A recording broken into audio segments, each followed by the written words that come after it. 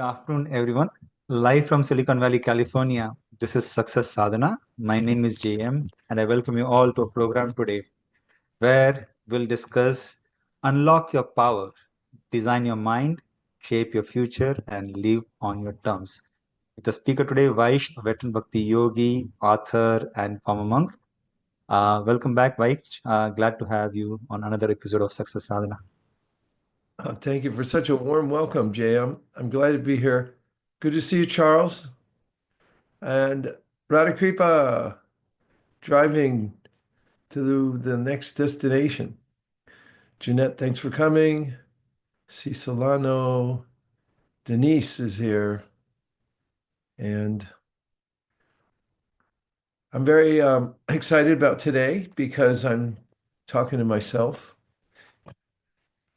I remind myself regularly how lucky I am because I have a human body, which means possibilities. Any of you feel like that too? Means that you can decide what you want and go in a direction that is sanguine. So today, I'm going to cover a few principles that are highly recommended pretty much everywhere, but especially in the ancient wisdom literatures. I'm taking guidance from the Bhagavad Gita. Seems I have one other audience member here, a housefly, who's pretty excited about the program too. He's flying around everywhere. Hopefully he'll take in a few of the principles. So, hey, Rajiv. Good to see you. Shiva, Jeanette, Nicholas. Said hi to Charles. Pratima, thanks for joining. So, we started last week with some mantra meditation, and it will be one of the elements of my talk today. So I thought it might be helpful to start off with some meditation. And for that, I'm going to switch over to original sound, which sounds nice. I don't know what the original sound of the universe is what we're going to go for. And I'm going to put a drone in the background for you all. And I'm going to start with the mantra Nitai Gauranga. So, man means mind and tra means to deliver. The mind is the reservoir of all ideas and changes. And there are different levels of mind. In the Yoga Sutras, Patanjali Muni talks about stilling the mind. And he claims that the mind is subjected to vrittis in Sanskrit. That literally means turnings. The mind's always turning. And when one is able to objectify the mind, watch those turnings and notice that they're going on, I'm observing them, I'm aloof from them. It's a first step in noticing that I'm not obligated to grab onto everything that comes into my mind. Don't believe everything you think. And don't feel obligated to speak it either, so that it perpetuates whatever's there. One of the ways of seeing the difference between ourselves and our life situation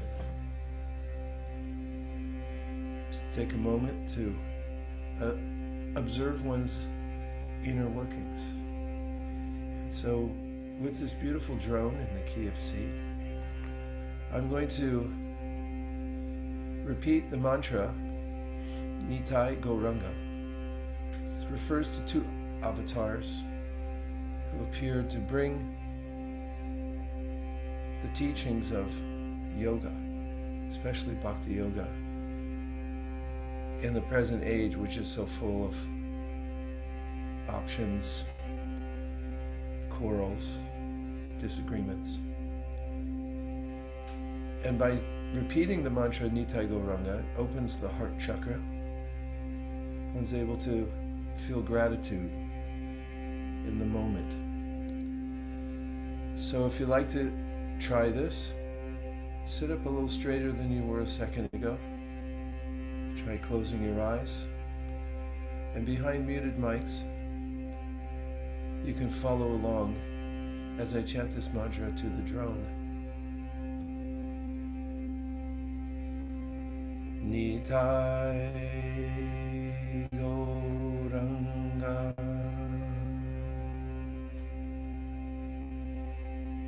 Nitai Gauranga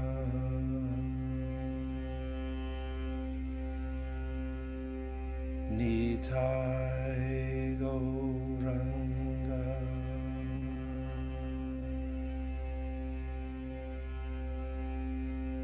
Nitai Gauranga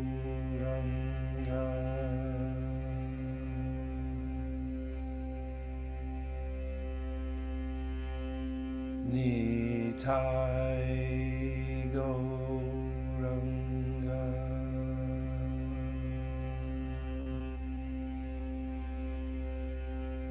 Nitai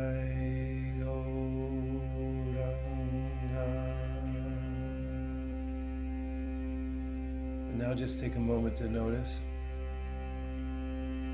how the vibration has gone into your ears, into your mental system.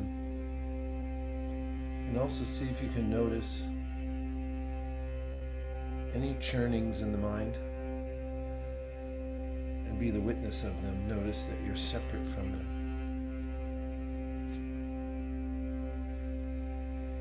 Take a couple normal breaths. Maybe wiggle your fingers and toes and then open your eyes and come back into the Zoom.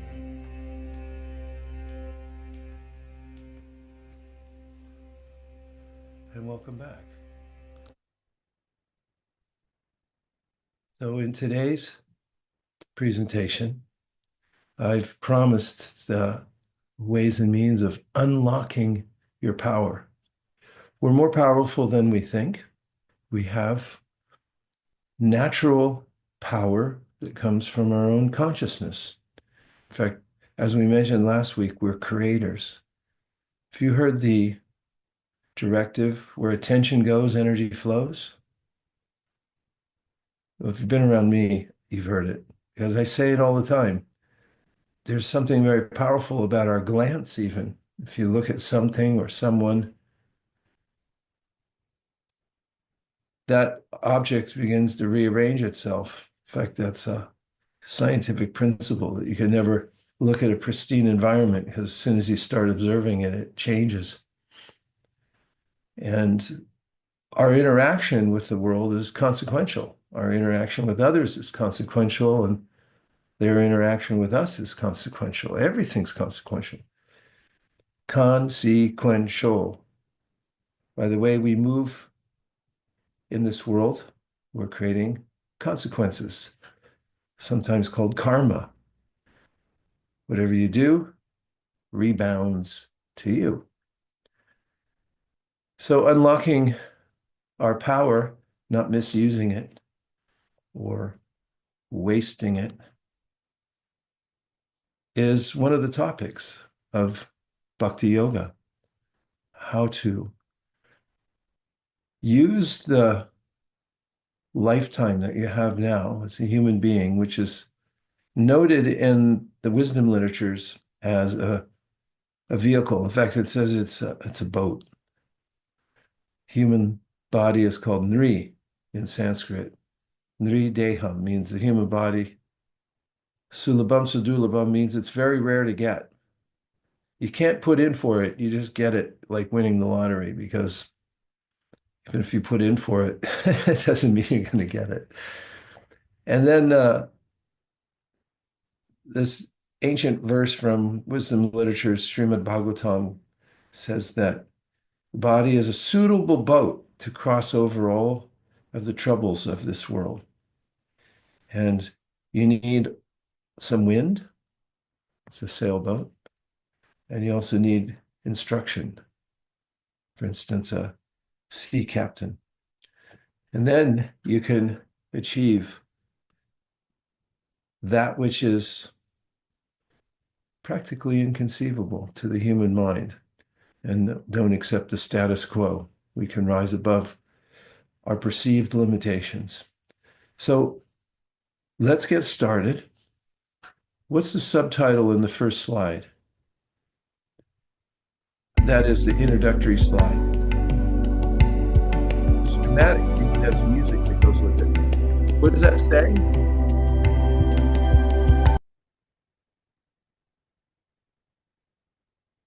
Don't worry, I'll look at it. I just have to increase my slides. It says, design your mind, shape your future, live on your own terms. I like that. Means we can be self-directing rather than submitting ourselves to tyranny. Tyranny where? Especially the ancient wisdoms literature say our own unruly mind or senses. Don't stay under the bad mastership of your own senses or mind. Tame the mind, tame the senses, and become self-directing. So the first slide, I'm going to discuss them and then ask for your reflection or any questions to expand the conversation. Does that sound okay to everybody? JM said yes. Shiva said yes. Rajiv's always ready to interact. Okay. Program your life or it will be programmed for you. I looked up the word program. Pro means before, and gram means to write. There's some sense here that we have the wherewithal to write down what we want to do. Around the first of the year, I always talk about planning your life. I go back to an admonition that Jim Rohn gave frequently, said, decide what you want and write it down. Program means decide what you want and write it down. So be deliberate about what you put into your body, mind, and spirit. This is one of the first points. We're very porous. Physically, there's a lot of openings. There's the ears, the eyes, the nose. They're taking in information from the environment all the time. And we're affected even on very subtle levels by the mindsets of others that we're around, how we're affected subtly. If they think in certain ways, speak in certain ways, and then we take on their programs. Therefore, in the Bhagavad Gita, Krishna mentions that it's important to be deliberate.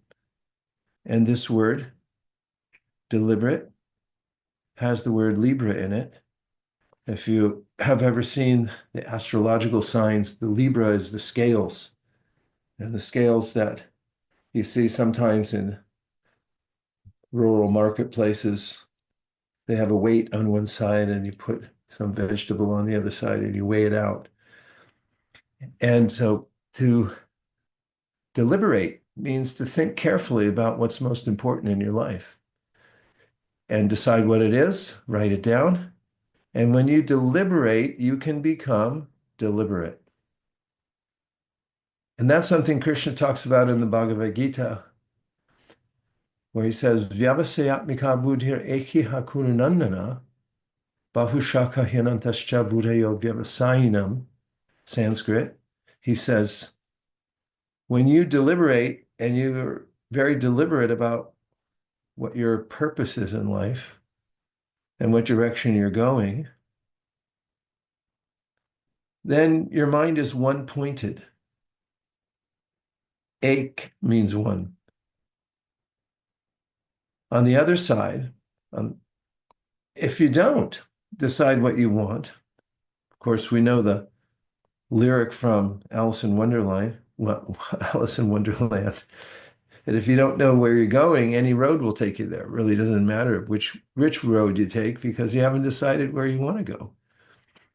So Krishna says Bahu, which means unlimited, Bahu Shaka, which means branches. Bahu Shaka hi Anantas. Anantas means unlimited. There's unlimited directions your mind can go and does go until you decide what your real purpose is. Make your priorities. That's what makes human life special, is you can decide. Beavers don't decide. They just build dams. If you let a beaver off somewhere, he'll go start chopping a tree down to see if he can make a dam. Even if it's inside your house, he'll just chew up your furniture and make it into a dam because he's got his own program. But humans have this uncanny sense of deciding their own purpose. And that's also discussed in the ancient wisdom literature as dharma.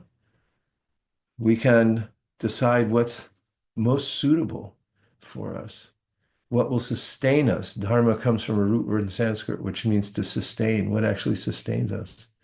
So be deliberate about what you put into your body, mind, and spirit. And put into means there's an obvious relationship between the way your body feels and looks and what you put into it.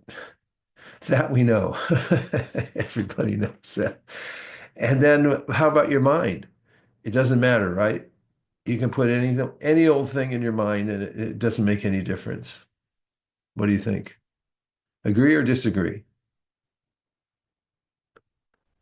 It does make a difference because the mind is a recorder.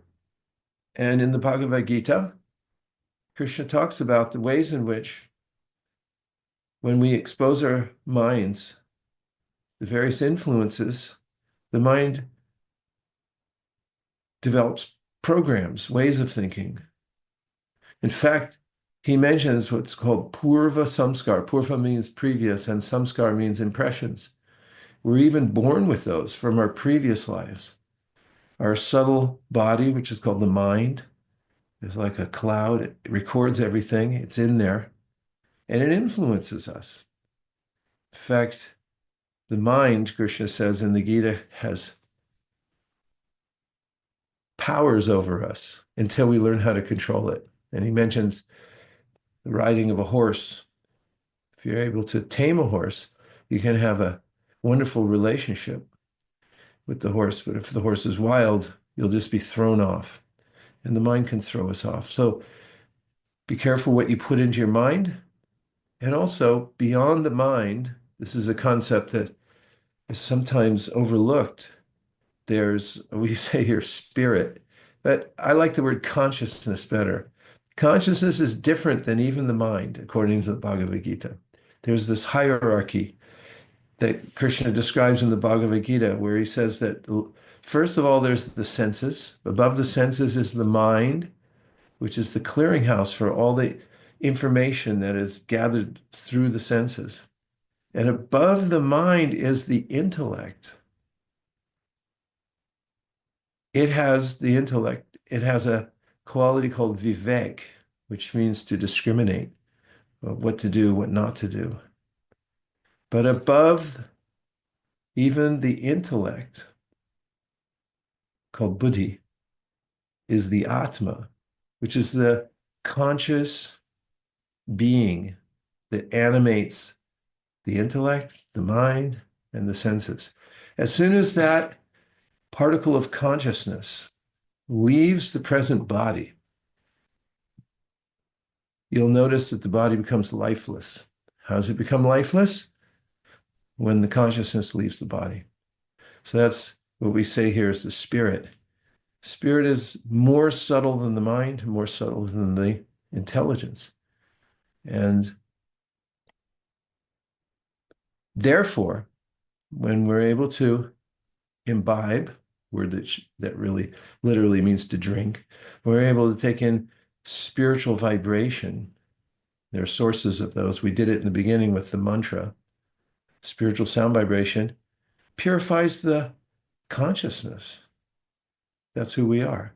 It uncovers us. In fact, one of the oldest books from the ancient wisdom literatures called the Vedanta Sutra, says, Anavriti Shabdat. Shabdat means sound.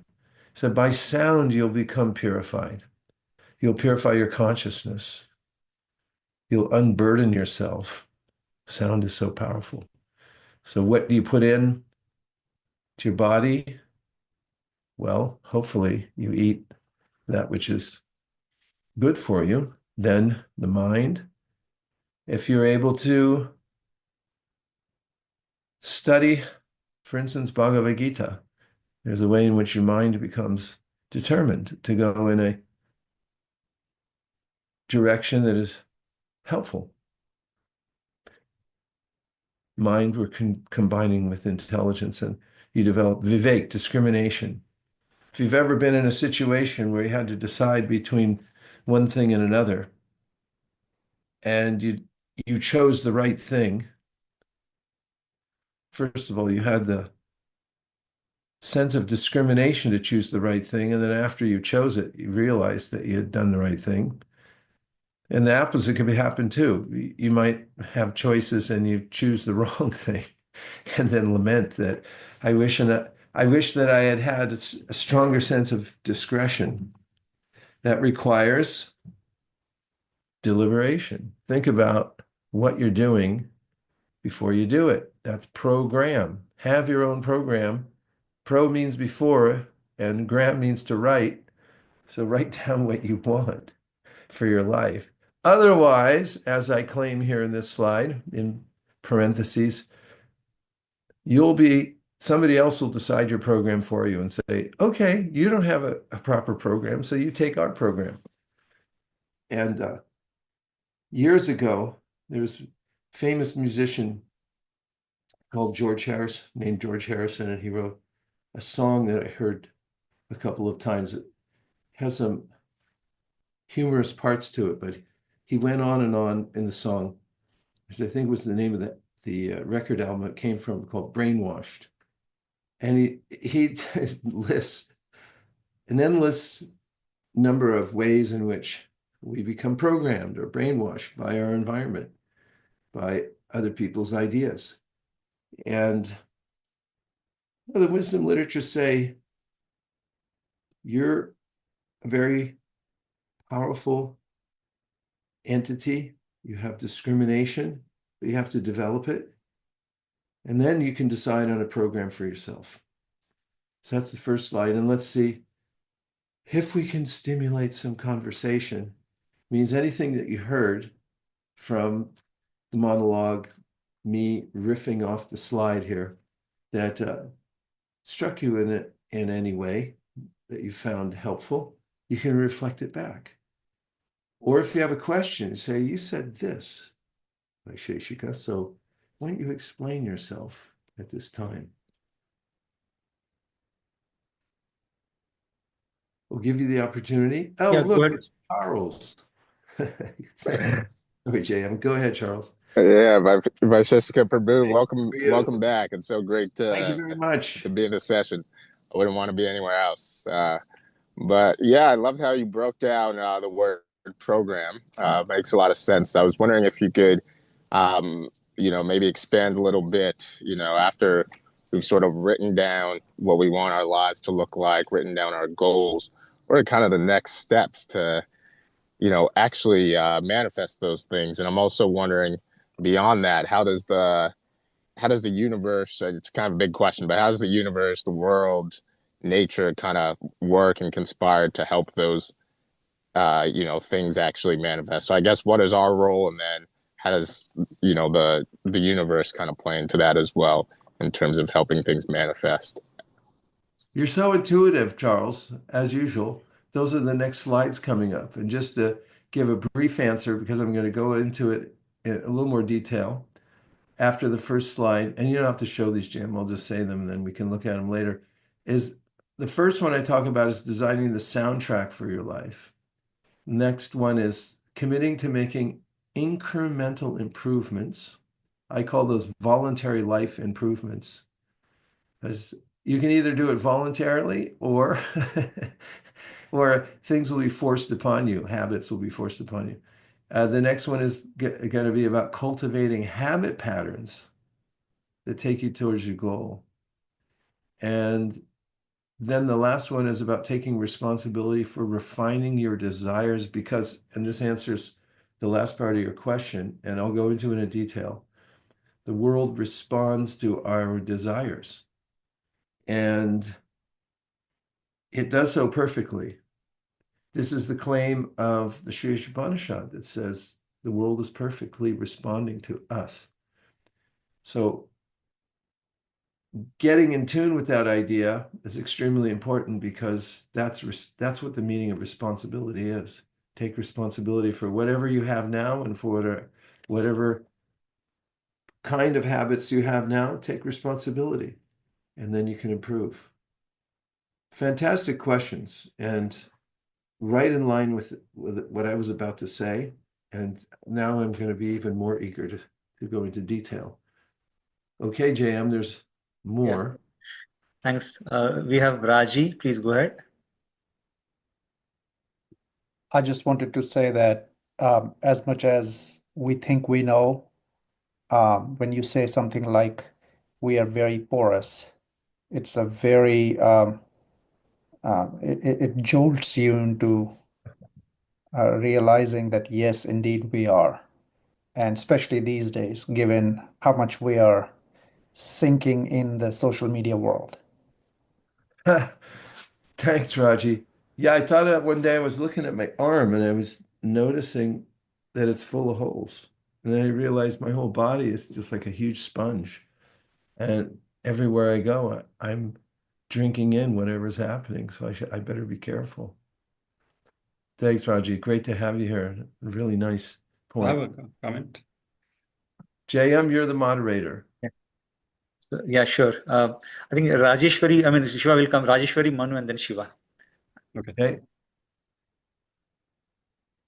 Yeah, all glories to Prabhupada, and thank you for this wonderful session, Prabhuji. And then actually the topic itself is really powerful. I think the first line that you had, you program your life, else something else will program it for you. It's just literally, it's like out of the world. And as you think more and more about it, you start realizing how you could have at this point, like when I'm looking back, I can think and I can find out so many instances where maybe I could have taken different decisions and I didn't. Maybe that's why I'm here. Not, but coming for today's class itself is like really, I'm grateful because I had a choice at 10 o'clock when I saw this message. There is this session today, whether I want to come or not. And every time I think, okay, lunchtime, I might have another meeting or something like that. Today I just said, okay, I'm going to block this for this. So I think, making these decisions in life is so powerful. Thank you. Thanks for the reminder, Rajeshwari. It's so important to be reminded every day because the mind has a tendency to become distracted and to go in many different directions. There's a book, which I'm sure you're aware of, called The Paradox of Choice. We may notice that we can get overwhelmed by so many choices. To get to that point of Ekeha Kurunandana, what is most important to me? Which direction do I want to go? And then making choices based on that. It feels so good. So every day we make the right choices. We know we're moving in the right direction. Okay, Shivaji. Okay, hi. Yeah, so this conversation so far, reminded me of this thing called auto-suggestion. I used to read a book called Think and Grow Rich back when I was in 8th or 9th grade. So I wanted to, become rich or learn how to become rich back then. Yeah, so it's kind of, this point about being deliberate kind of reminded Very me. much so. Very much so. That book is really about getting clear about what you want and focusing on it. It's one of the topics Krishna talks about in the Bhagavad Gita. He takes a little more of an existential approach. And of course, whatever we gain in this lifetime, and it is important to have some gains to be balanced in our lives, but then the overall thrust of his philosophy is that we're going to leave this body and it can happen at any point. And the way we've focused ourselves, the habit patterns we've developed, it all adds up to a bhava, or an overwhelming feeling. So in the 8th chapter of the Bhagavad Gita, Krishna says, Yang yang vapi smaran bhavam tajatyante kalevaram, that whatever you have cultivated, the sum total of your desires, that's going to compel you to accept another situation in the next life. It's all based on what we've done, what we've cultivated. And that Think and Grow Rich is so insightful that it's coming from us. Yeah, thank you for bringing that up. Jam, somebody else had their hand up, I think. Yeah, Manu was there. Manu, go ahead. You don't want to miss Manu.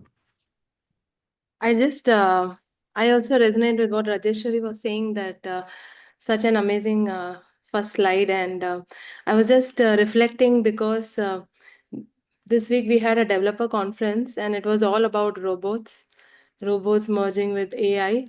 And I could see that how this fits, right? Like they program them and they behave the way, the robots behave the way we want them to behave and react. And same way, like I could notice that it could not, even the robots need a recharge. Yeah, that's so interesting. And in many ways, the function of our body is robotic. I often refer to my body as my robot. It's when it's doing something like, oh yeah, my robot, I have to rein it in a little bit, reprogram it. Because it's amazing if you notice just physically how these robots that we're driving around in are susceptible to the environment. For instance, with food, you can weigh yourself and you notice that if you eat more, then the robot hangs on to certain things and your body gets shaped in a particular way. Same thing with your mind, and it affects us spiritually as well. Well, thanks. Great reciprocation here today. Let's go to the next slide so we keep on time. As I mentioned earlier, one of the main principles is designing the ideal soundtrack for your life. So this is one of the main principles of the ancient wisdom literatures, which are themselves, the name of these ancient literatures is called Shruti. Shruti means what you hear. And of all the senses, the hearing sense of hearing, is the one that especially programs us. And if you consider everything you listen to in a day, and we do have our tendencies, don't we, to listen to particular things. I mean, what do you listen to when you get in the car, for instance? Or what do you listen to at home? What do you listen to at night? What do you listen to in the morning when you wake up? The ancient wisdom literatures say, Shrinvatam swakata Krishna punya shravana kirtana. The Sanskrit means there's a way in which everything that you're listening to is reprogramming your mind and your heart, and it's affecting you spiritually, either positively or negatively. And if you think about movies, the old so-called silent films were not silent. In the beginning, they had a live piano player or organ player at the soundtrack. And then later, when recording and speakers came in, they used those. And now when you listen to a movie, can you imagine if you had a movie with no sound? It's not very compelling. The sound makes it evokes certain emotions and so forth. What to speak of language, what we say, how we say it. So thinking about designing the soundtrack for your life from morning to evening, that's one of the practices of bhakti yoga, a way to unleash your power, your spiritual power, to develop discrimination, to enrich yourself from the inside out. So the sound goes in and the sound reprograms what's inside us. And therefore, there's this phrase underneath the design the ideal soundtrack for your life, in which I've written, if you don't like what you're being subjected to, change the subject. I thought of this one day when I was standing in line at a grocery store. And something I don't do very much nowadays. But nonetheless, I was standing in line at the grocery store and I noticed that the managers had strategically placed a television in front of each line. So if you're waiting in line, you could gaze on the television. Then I noticed they started doing it at gas stations too. You get out to pump gas, and then a little TV's on the side of the gas pump. Then they're in airplanes behind. I mean, some of the United flights now, they don't have them because they figure everyone brings their own equipment. But there's a television on the back of every seat.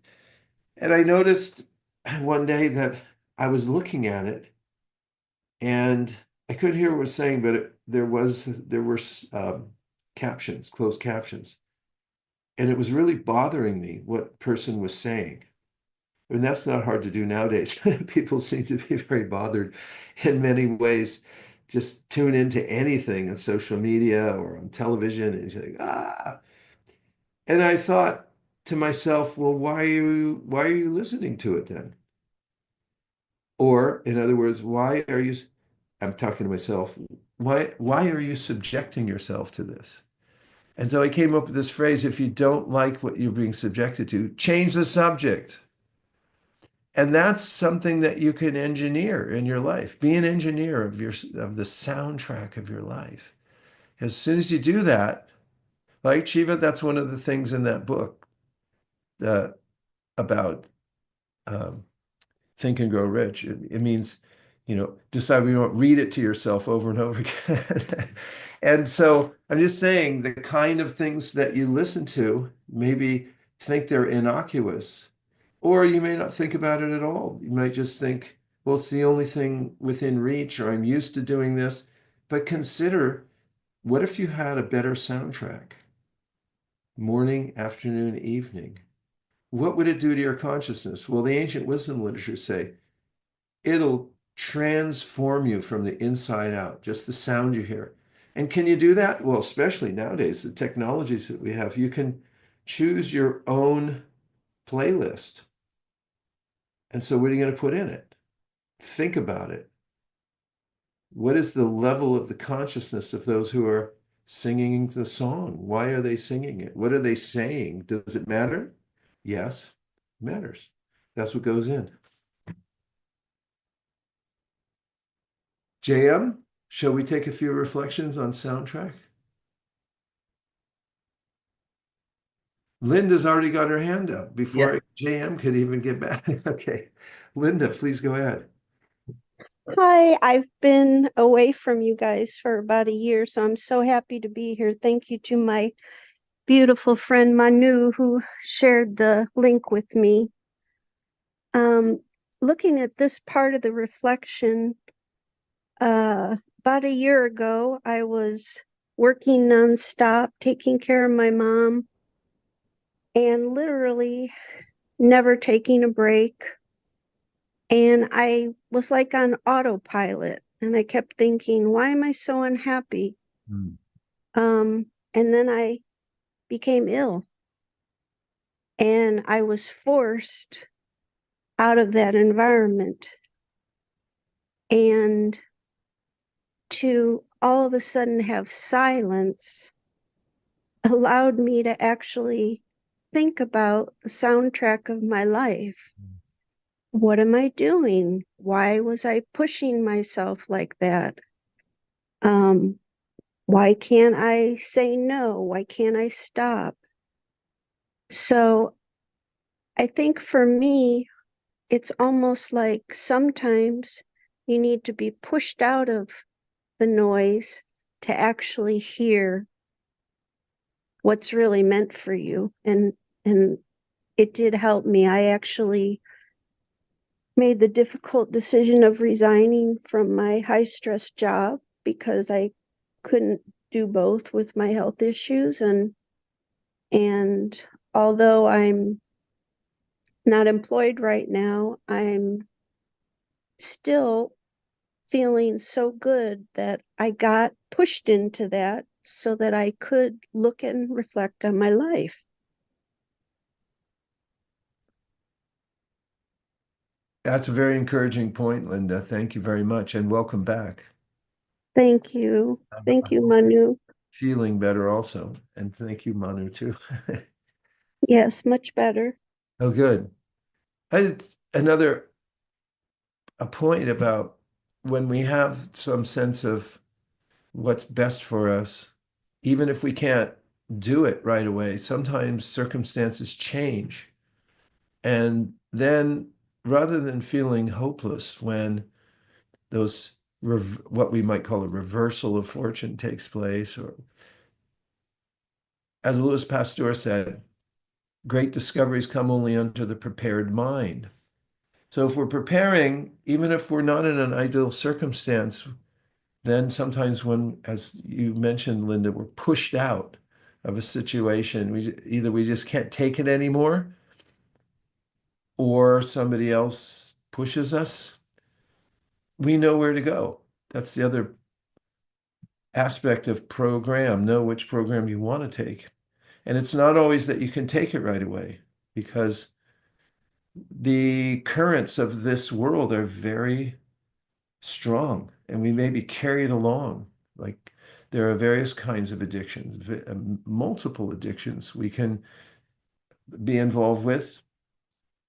And unless there's some preparation and a step-by-step process to overcome whatever they are, it's very difficult to break out of those patterns. So getting prepared, and also I love the concept of getting fed up. That's enough. Enough's enough. That's it. I'm gonna do what I have to do for myself to make progress personally. That's also something that comes up in the wisdom literatures, where there are various iconic characters who say, that's it, no more of this. Whatever it is, it's got to be better than this. So yeah, and I echo your accolades for Manu.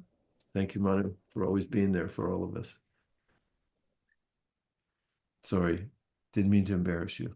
Okay, so let's go to the next slide. We did have one couple of comments which came in. One from Sundar, who said, I like your acronym KTTVG, keep the transcendental vibration going. To which Rajiv responded, that would be a good station name, Radio KTTVG.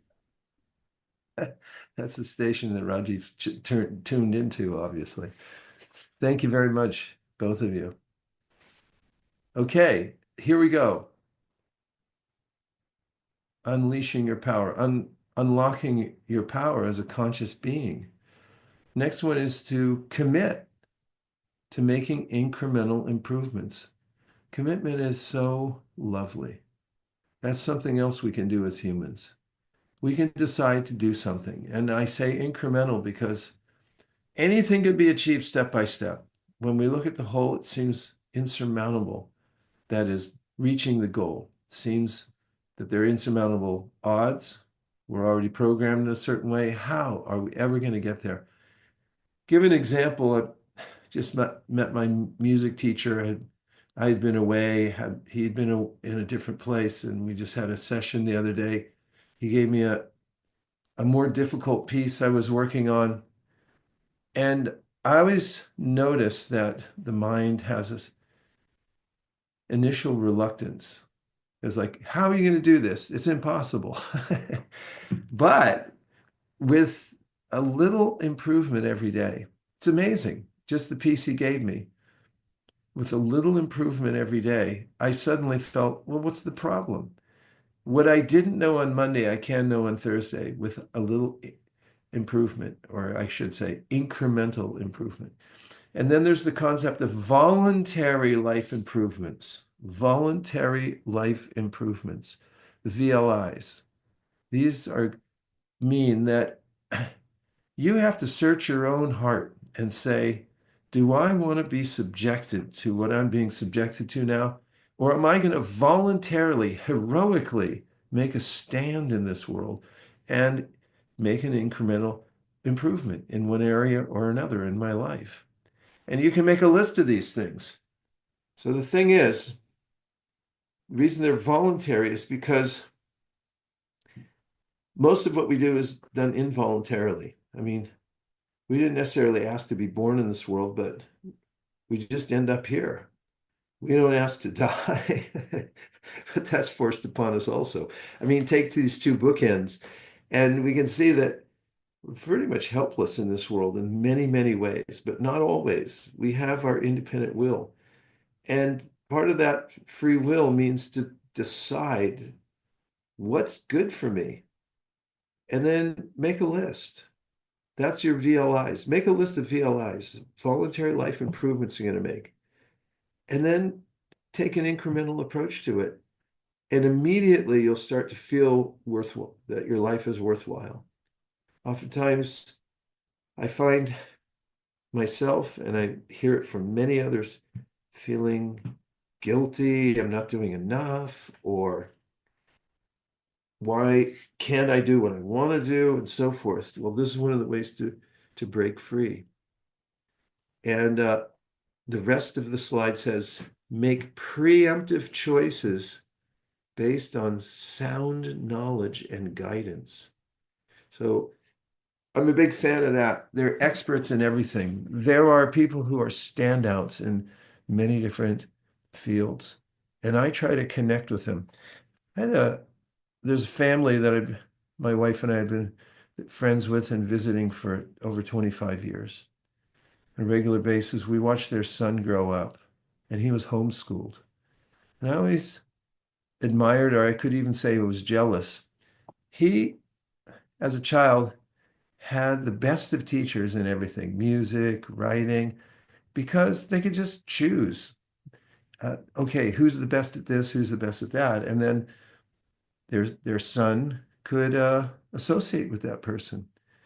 And now I've realized that that is one of the best ways to develop new habits, is to find somebody who's really turning and then see if you can't get in their association. It's a way to improve yourself, way to develop a new skill. Even if you have to pay them, pay them. If you have to do some service, which is exactly what Krishna says in the Bhagavad Gita, find somebody with knowledge who's really got their habits in order, and then approach in a submissive mood. Do some service and ask relevant questions. That's how you become wise yourself. And finally, do what you can now voluntarily before it is done unto you.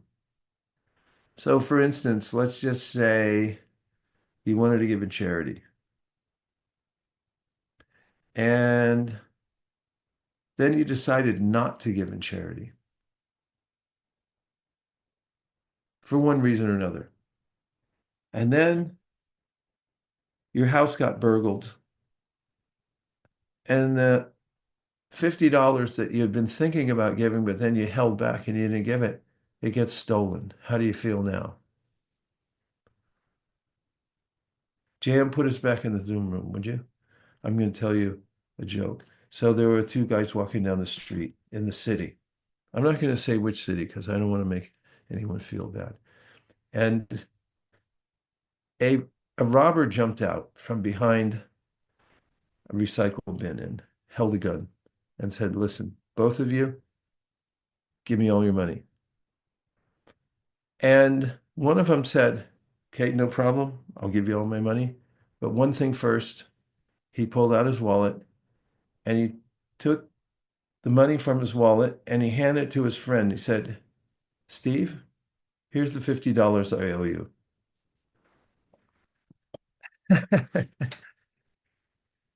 Thing is that if we don't become proactive, it's already done to us. Everything will be taken from us. In fact, we don't really have anything. It's only on loan. Everything's on lease, and we don't know when the lease is going to be revoked. So if you can use something for a good cause, I gave the example of money. If you have an opportunity to do something that is extraordinarily beneficial for yourself or for other people, don't wait. Do it and define your life. It's very similar to what I said earlier about frame or be framed. Denise has a point to make. Whoa, I want to hear from Denise. Are you Hi, in thank Canada now? you. Are I you? couldn't figure out how to raise my hand. I don't know if they have that function here, so I thought I would just Okay. put it in the chat. It's so interesting that you shared that example of money. I had something happen 3 weeks ago, and I had to change my way of looking at it. So I went on a vacation to Zihuatanejo, Mexico. It's like very far south. I had never been to that area. And we stayed not where all the big resorts are. We stayed more where the local people are, which was really nice. But it was really hard for me to see all the kids, like trying to sell you chiclets for just so much little money. And I had just been so stressed recently with work and feeling overwhelmed.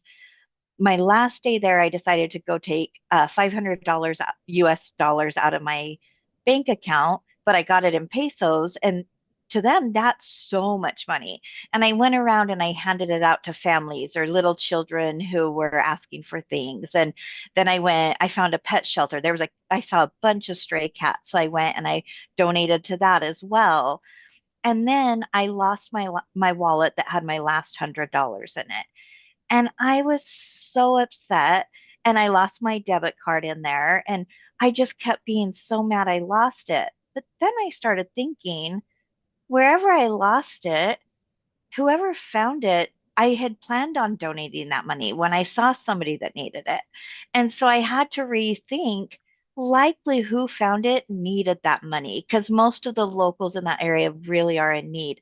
I think had a tourist found it, they probably would have called my bank and, it has the 800 number on your bank card. I was able to get a new bank card, no problem, but I couldn't get over losing that $100. And then I thought to myself, wait, I was there to give that money. I didn't lose anything. That money was no longer mine because I went with the intention to give it. And it was so funny how I got so hung up on feeling mad that I lost money when I went there to do something good. And then I was able to just reframe the thought and think, I didn't lose anything. And then my anger just went away. And so it was just you bringing that up just reminded me of it's a perfect example of how you look at things. Your reality is really based on how your mind chooses to see things. What a fascinating thought experiment, and it's real. And it illustrated the point so well. And I was thinking also, you already gave away the other ones. So even though you lost $100, the other ones you voluntarily gave away. Yes, So exactly. you were exempted from that. It's just you get the credit. Yeah, I didn't share that to get credit or anything, but it was I more know. I'm personal. not saying you Yeah. were, but I'm just saying that, it's spiritual credit or the feeling that you gave it away rather than losing it, and reframing it the way you did because you were already in that flow of giving and giving. Fantastic. Thank you very much, Denise. Thank you for your time. I appreciate these sessions always when I'm able to make them. Well, you always add something special. That's a fact. JM, shall I go to the last couple slides? I can read lips. And also, I noticed you put it up. So here we go. Cultivate habit patterns. I love this. I stole that phrase, habit patterns, from Brian Tracy. I've always appreciated it because I noticed that the brain develops its own patterns. It has neuroplasticity.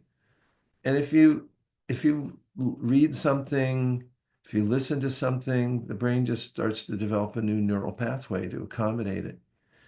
And you can cultivate habit patterns in the same way. They are ingrained in us when we deliberately cultivate them. They become ingrained in us. And if you consider this, I read this a few weeks ago, maybe a few months ago. Whatever you're doing, you're practicing. Consider, let's just say you spent more time than you plan to just randomly look at a screen, like on a phone. That's a practice. And you're programming your mind to do that. to sort of be random. Or nowadays things come in videos that are 10 seconds or 2 minutes, and your mind then gets programmed in that way. Is that the habit pattern you want? Remember, whatever you do, you're practicing. So cultivation of habit patterns that take you towards your goals, not away from them. That's something exciting. You get yourself going in a healthy direction for body, mind, spirit. And what is a habit? A settled or regular tendency or practice, especially one that is hard to give up. So if you can get used to doing the things that are taking you towards a higher level of consciousness, and those become hard to give up, you don't want to give them up because they feel so good to do. You'll feel extraordinarily empowered in your life, and it's all possible. And the last slide, take responsibility for what?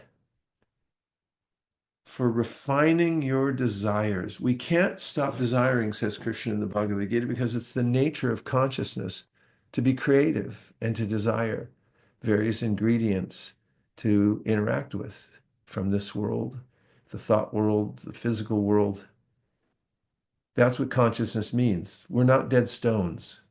And spiritual perfection doesn't mean that you become desireless, but it means you refine your desires. They become pure.